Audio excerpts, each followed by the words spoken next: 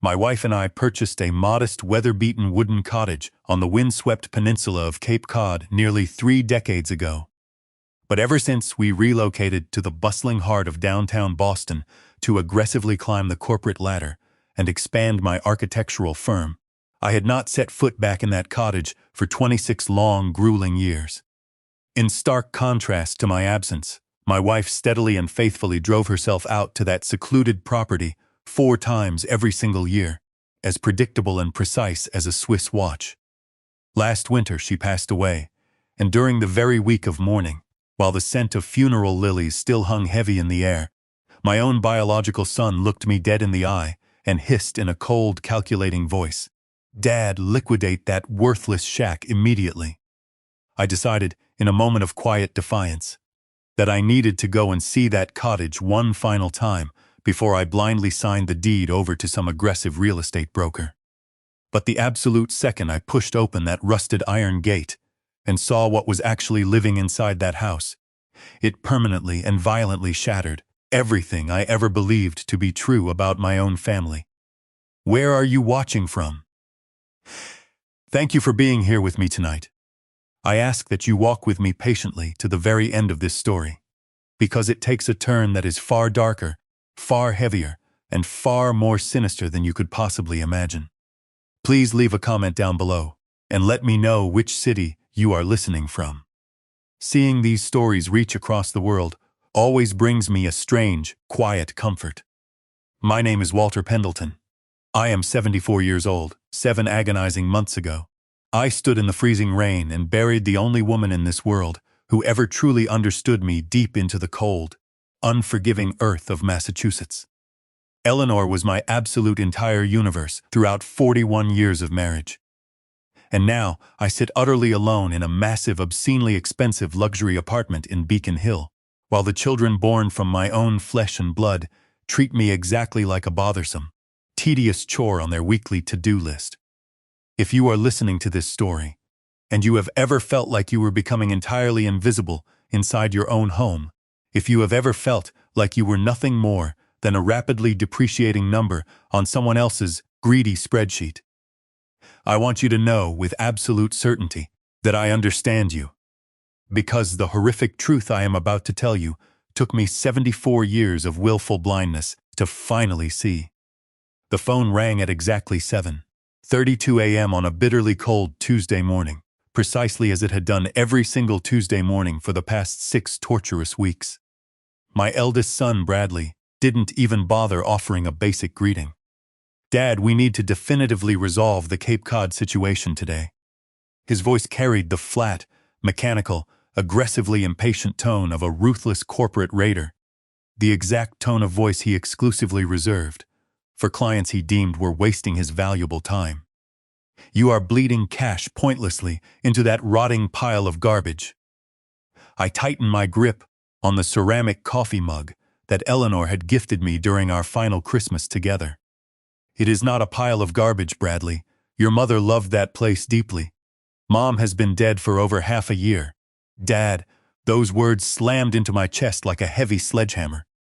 "Caroline and I have thoroughly analyzed the financials," Bradley continued, his voice hardening into a steel edge. "And we firmly believe that it is high time you started acting like a responsible adult regarding your asset portfolio." Caroline, my daughter, was equally as cold-blooded and relentless as her brother.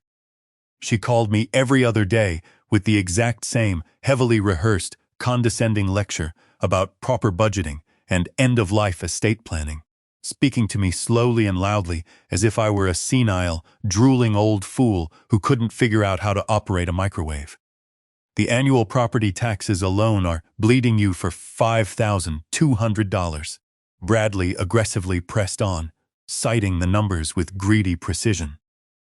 "Add in the exorbitant coastal insurance premiums, the winter heating oil, the landscaping services, the seawall maintenance. You are literally throwing $17,000 out the window every single year for a decrepit property that you haven't even laid eyes on since the Reagan administration. Haven't even laid eyes on." That specific detail twisted the knife in my gut because it was the absolute, undeniable truth. Eleanor had visited that cottage 4 times a year, year after year, never missing a single season. The vibrant spring blooms, the blinding peak of summer, the crisp autumn leaves of October, and a solitary trip every February that she always referred to as her week of absolute silence. She always, without fail, invited me to accompany her on those trips. And every single time I manufactured an excuse to decline. A massive architectural blueprint that required my immediate attention. A standing tea time with the old boys at the exclusive golf club. Routine cardiology appointments that I easily could have rescheduled for the following week. Now, sitting in the deafening silence of my massive kitchen, I began to ask myself a terrifying question that I had previously refused to confront. Why did I consistently avoid going with her? Perhaps it was because that tiny, weathered wooden cottage represented a profound part of my wife's soul that I could never fully grasp. A secret walled-off garden in her heart, completely isolated from our shared wealthy existence. Your mother poured an immense amount of love and dedication into that house, I said softly, my eyes drifting out the window to a small chickadee resting on the intricate bird feeder Eleanor had personally screwed into the brickwork. Dad, listen to yourself. Bradley's voice sliced through the phone like a straight razor. Sentimental, weeping nonsense does not pay the utility bills. You are surviving on a fixed income now. Your pension and Social Security have hard limits, especially when you factor in the skyrocketing, astronomical costs of premium assisted living facilities these days. Assisted living facilities, that was always their ultimate, sinister endgame. Bradley worked in aggressive commercial real estate acquisitions in Manhattan. To him, every roof, every foundation, every human life was just a line item on a balance sheet. He had inherited the entirety of his mother's sharp, mathematical intellect, but absolutely none of her profound tenderness or empathy. Have you actually stepped foot inside that house since Mom died? Caroline's voice suddenly chimed in through the speakerphone. The little snake was undoubtedly eavesdropping on a parallel line from her multi-million-dollar townhouse in Cambridge. I drove out there to inspect the perimeter last month, and let me tell you, it is an absolute, unmitigated disaster. The roof shingles are severely warped and rotting. The iron gate is so rusted, it looks like it's been submerged in the Atlantic for a decade. The entire plot looks like it was abandoned in the prehistoric era. My chest tightened so painfully I could barely draw a breath. Eleanor had always maintained that cottage with obsessive, meticulous care. She used to describe every detail to me, her eyes sparkling with pure joy. She talked about the vibrant blue hydrangeas she cultivated along the white picket fence, the rocking chairs perfectly aligned. On the front porch, the heavy brass wind chimes singing near the kitchen window.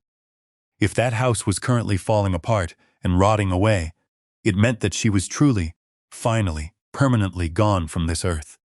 Perhaps I should drive out there and see it for myself, I said quietly, a sudden resolve forming. To do what exactly? Bradley immediately snapped, cutting me off. You are 74 years old.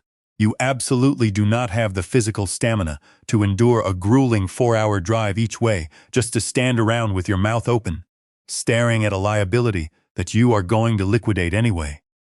Just hand the keys over to a broker today and wash your hands of it. 74 years old. He spat that number out as if I were already lying cold in a pine box. As if the fact that they still allowed me to sign checks with my own name was a massive, generous favor they were granting me. I need more time to think about this, I replied, my tone hardening. You've had over 6 months to think about it.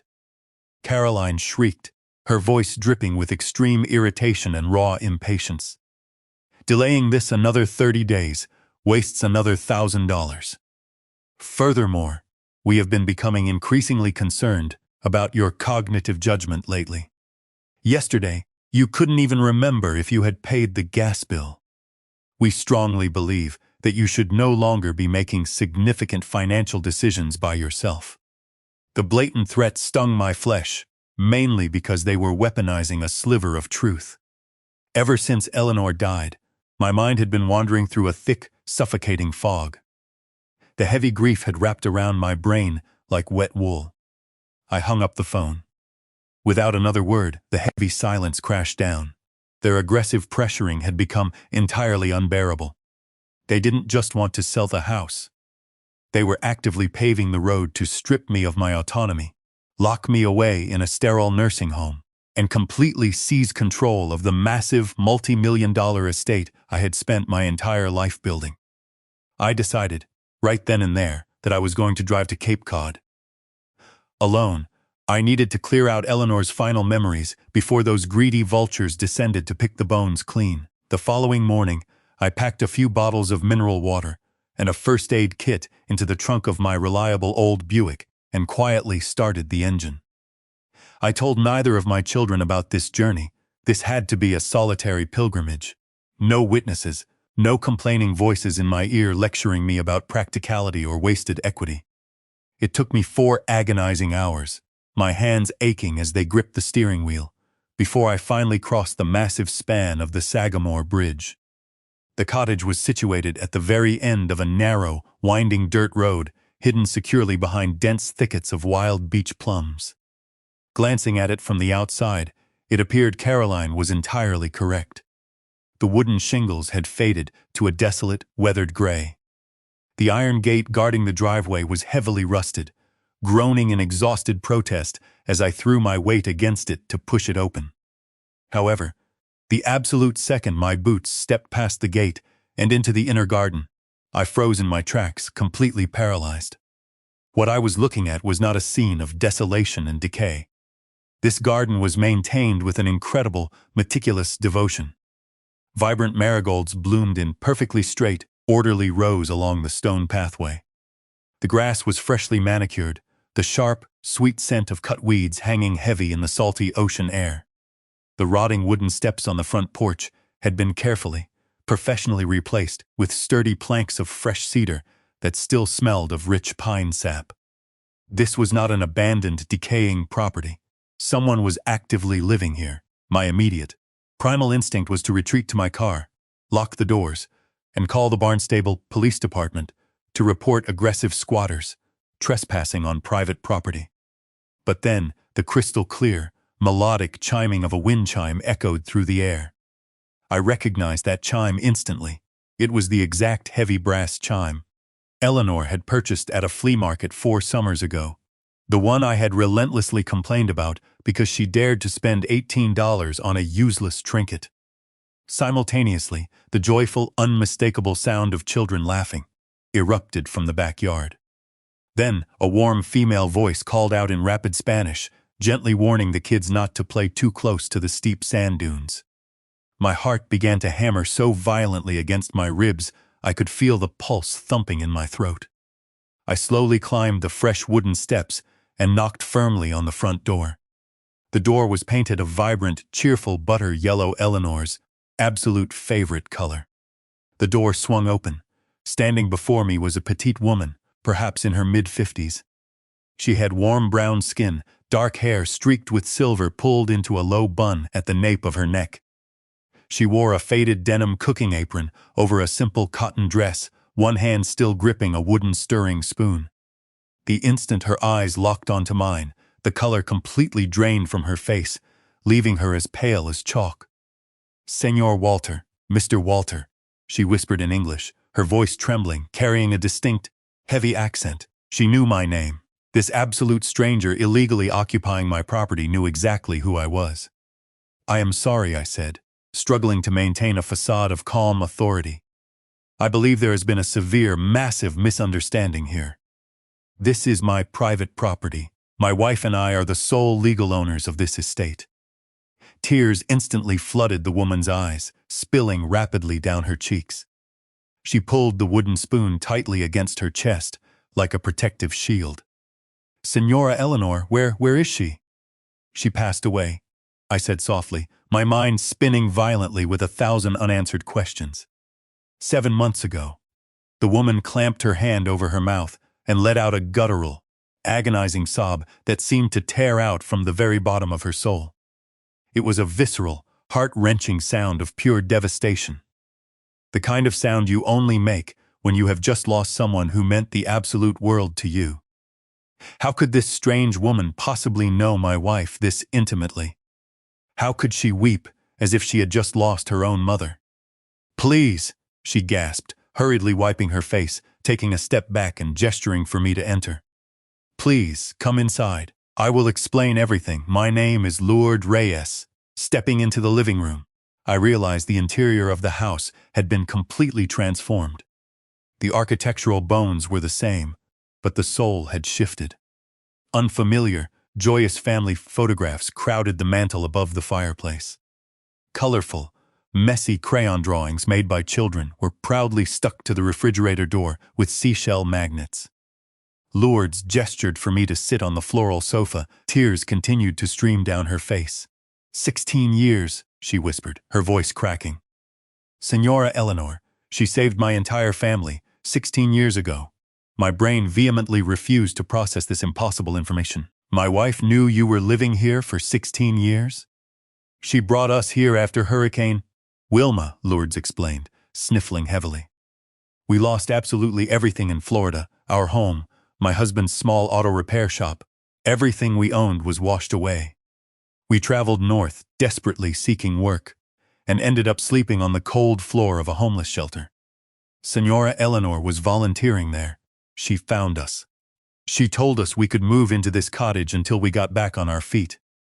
But then my husband, Tomas, he got sick, pancreatic cancer. I collapsed heavily into the armchair opposite her. My legs completely gave out. She paid every single medical bill that the insurance refused to cover. She personally drove him to his brutal chemotherapy sessions whenever I had to work my double shifts cleaning motels. She told us that we were her family now, Lourdes continued, her voice filled with a desperate, holy reverence. She was a literal angel. Where is your husband now? I asked, my throat burning with dry ash. He passed away 3 years ago, Lourdes replied softly. To the exact same terrible disease that took Senora Eleanor's life.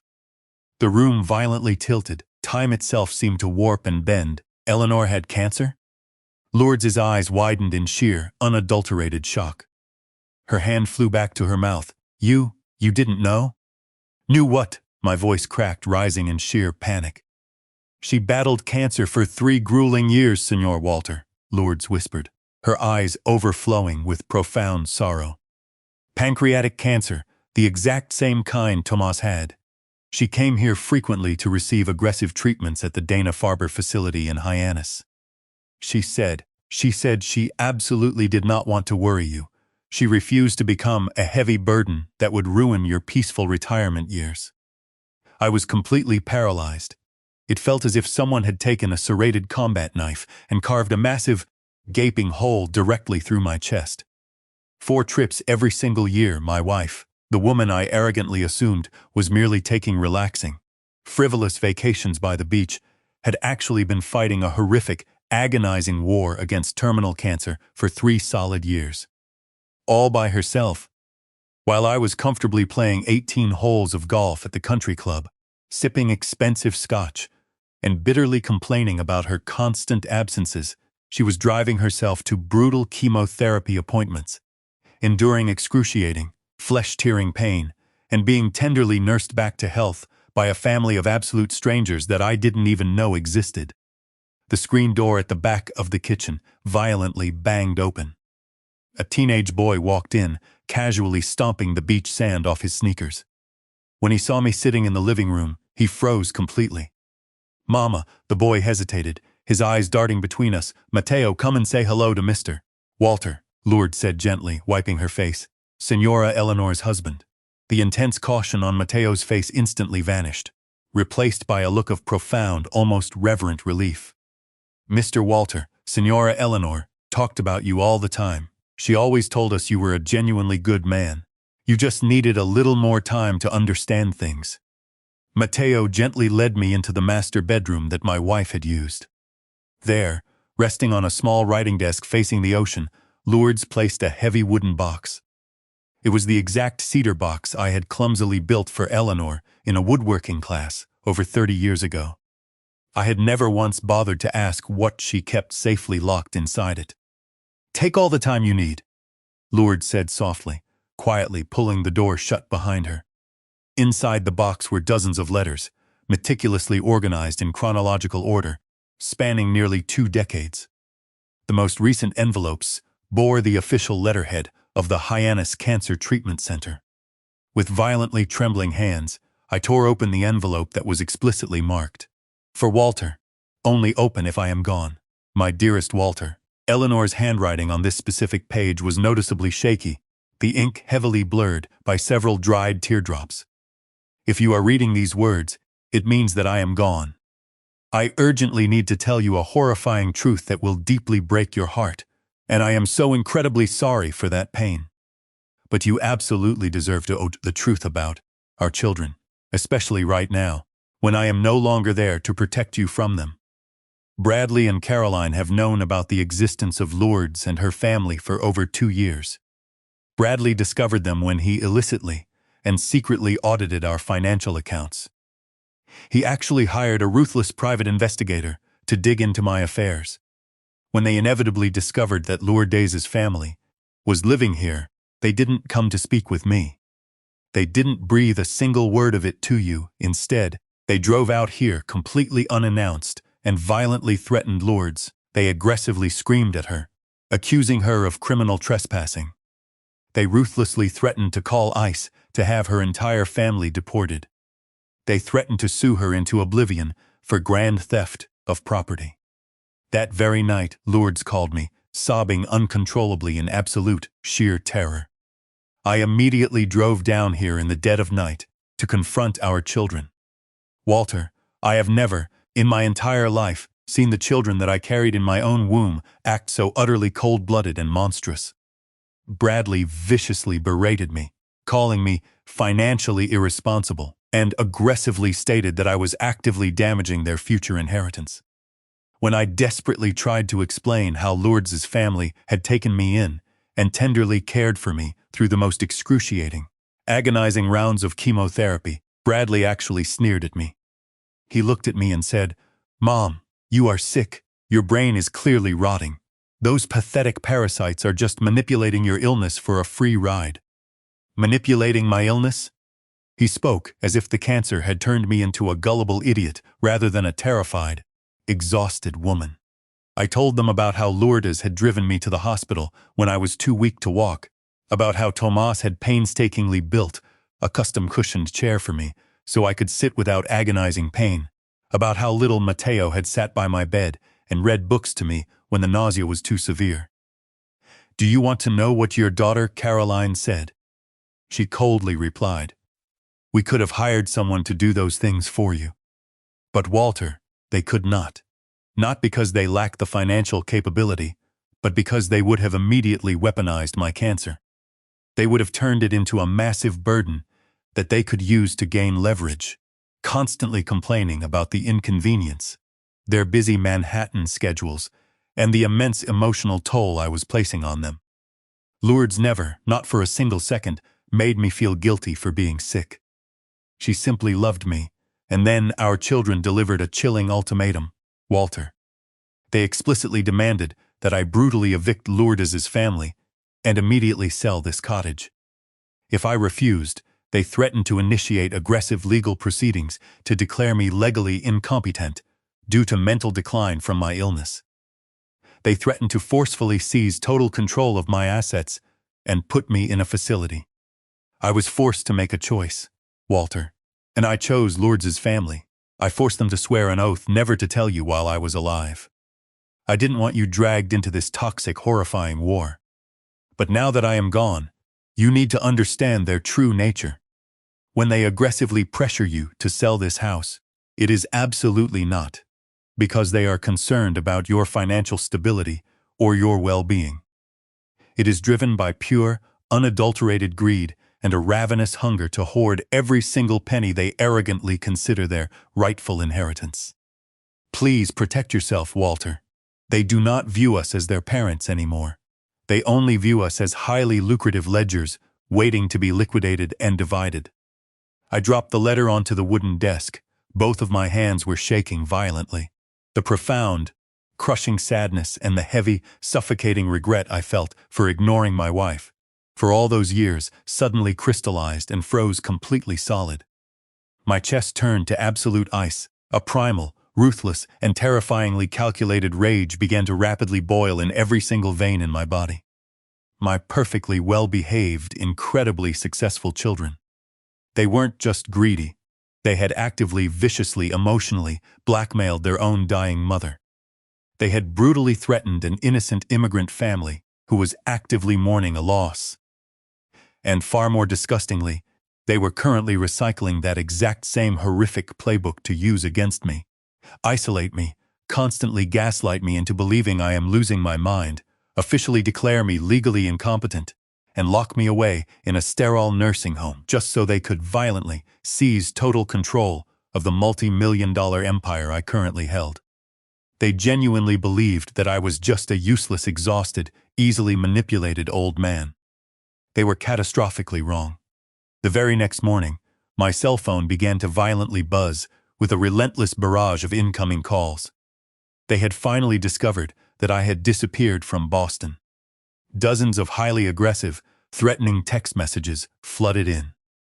The final message from Bradley read, "We are on our way to Cape Cod right now, and we are bringing the family physician.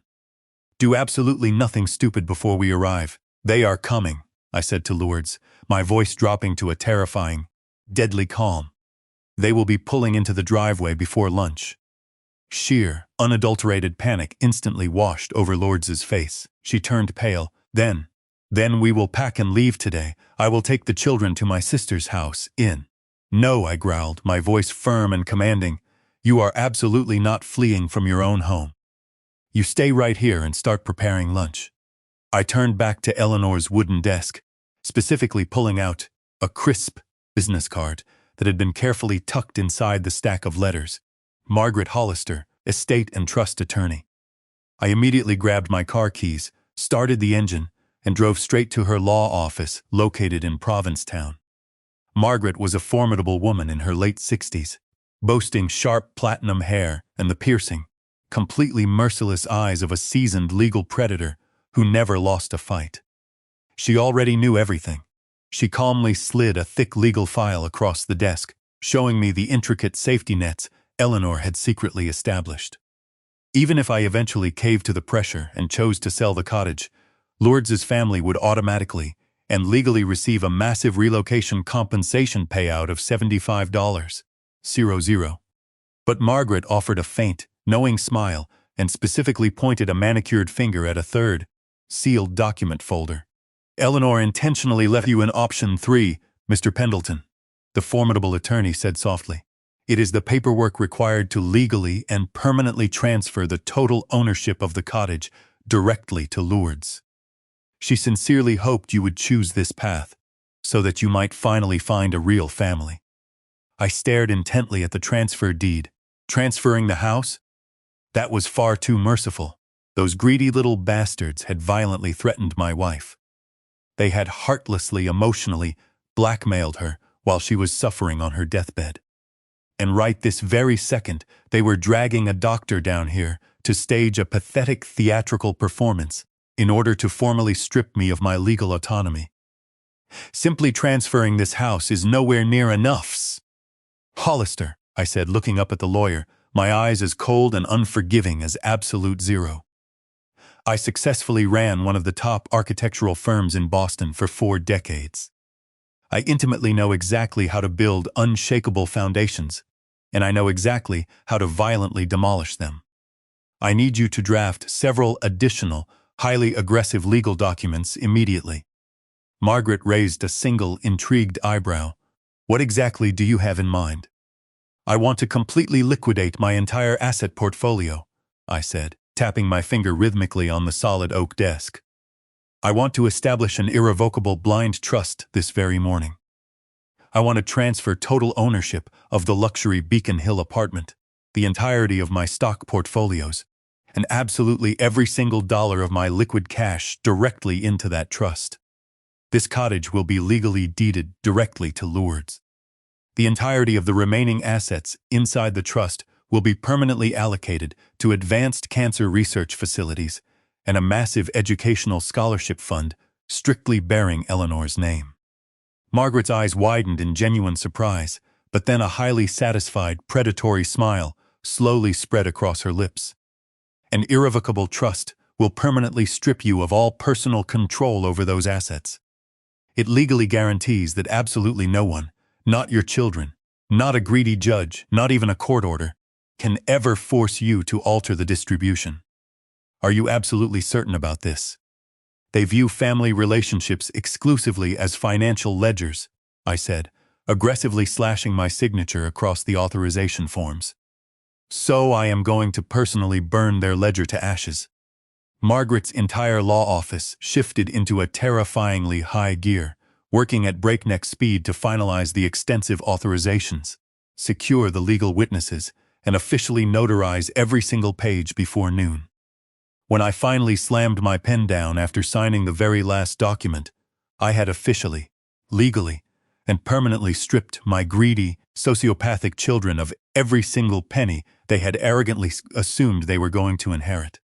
When I finally drove back and pulled into the cottage driveway just past noon, Bradley's flashy BMW and Caroline's sleek Audi were already parked aggressively blocking the gravel path. They had arrived. I calmly pushed the front door open and stepped inside. Bradley and Caroline were standing dead center in the living room, their posture radiating a supreme, arrogant entitlement, acting exactly as if they already owned the property. Bradley was tightly gripping a medical clipboard in his hands. Standing nervously right behind them was an unfamiliar man in a cheap suit, undoubtedly a hired psychiatric evaluator or some spineless proxy lawyer they had dragged along.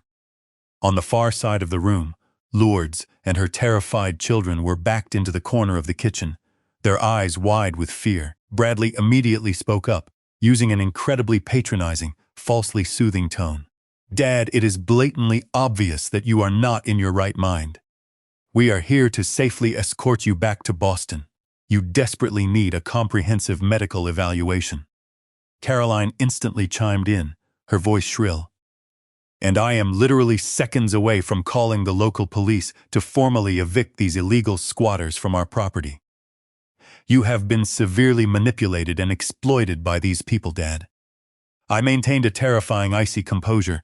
"Nobody is going to call the police," I growled, my voice vibrating with lethal authority. I pulled the massive, incredibly thick stack of finalized legal documents that Margaret had just prepared from my briefcase, and I slammed it violently down onto the glass coffee table. The sharp, cracking sound echoed through the room like a gunshot, making everyone jump. "This," I bellowed, pointing a furious finger at the massive stack of paper, "is an official, legally binding, irrevocable blind trust. It now fully contains the absolute ownership of the luxury apartment in Boston, the entirety of the massive stock portfolios, and every single miserable penny that I have earned over 40 grueling years. Once it is signed, it is completely irreversible, not by me, and most certainly not by either of you. The sole legal beneficiaries of this trust are cancer research centers and Lourdes's family." I then pulled out a second, much thinner envelope from my jacket pocket and walked directly over to Lourdes, pressing it firmly into her trembling hands. "And this is the official, notarized deed transferring total ownership of this cottage. It belongs to you legally, permanently, and forever." The color instantly vanished from Bradley and Caroline's arrogant faces.